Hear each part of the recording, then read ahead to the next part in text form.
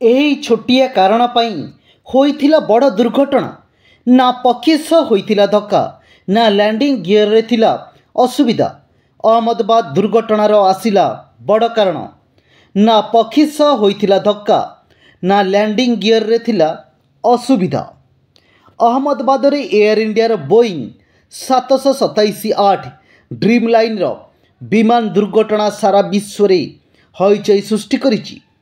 ବିଶ୍ୱର ସମସ୍ତ ବିମାନ ଚଳାଚଳ ବିଶେଷଜ୍ଞ ଏହି ଦୁର୍ଘଟଣାର ପ୍ରକୃତ କାରଣ ଖୋଜିବାକୁ ଚେଷ୍ଟା କରୁଛନ୍ତି। ଏପର୍ଯ୍ୟନ୍ତ ଆସିଥିବା ଫୁଟେଜ୍ ଏବଂ ତଥ୍ୟ ଦେଖିବା ପରେ ଅଧିକାଂଶ ବିଶେଷଜ୍ଞ ପକ୍ଷୀ ଆଘାତ ଏବଂ ଲ୍ୟାଣ୍ଡିଂ ଗିୟର ଯୋଗୁଁ ବିମାନ ଦୁର୍ଘଟଣା ହେବାର ସମ୍ଭାବନାକୁ ଖାରଜ କରିଛନ୍ତି।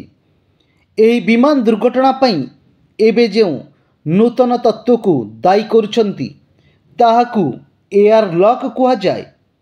ପ୍ରକୃତରେ ବିମାନ ଚଳାଚଳରେ ଏୟାର ଲକ୍ ହେଉଛି ଏକ ପରିସ୍ଥିତି ଯେଉଁଠାରେ ବିମାନର ଇଞ୍ଜିନ୍ କିମ୍ବା ଇନ୍ଧନ ପାଇପଲାଇନରେ ବାୟୁ ବୁଦ୍ବୁଦ୍ ଫସିଯାଏ।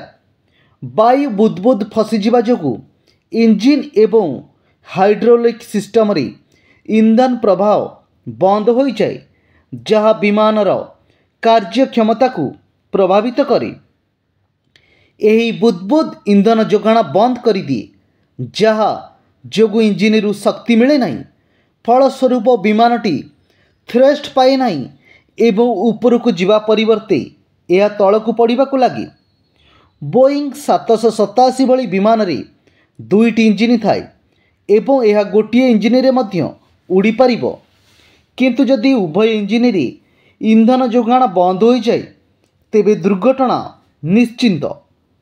12 ଜୁନ୍ 2025ରେ ଏୟାର ଇଣ୍ଡିଆର ବୋଇଂ 787-8 ଡ୍ରିମ୍ ଲାଇନ୍ର ଫ୍ଲାଇଟ୍ AI-171 ଅହମ୍ମଦାବାଦରୁ ଲଣ୍ଡନ ଅଭିମୁଖେ ଉଡ଼ାଣ କରିଥିଲା।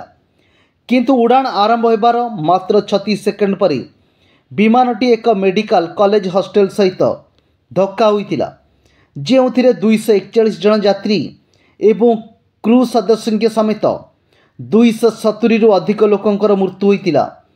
ତଦନ୍ତରୁ ଜଣାପଡ଼ିଛି ଯେ ବିମାନଟି ମେଡକଲ୍ କରିଥିଲା, ଯାହା ଜରୁରୀକାଳୀନ ପରିସ୍ଥିତିରେ ଦିଆଯାଏ। କିଛି ବିଶେଷଜ୍ଞ ବିଶ୍ୱାସ କରନ୍ତି ଯେ ଏୟାର ଲକ୍ ଏହି ଦୁର୍ଘଟଣାର ଏକ ସମ୍ଭାବ୍ୟ କାରଣ ହୋଇପାରେ।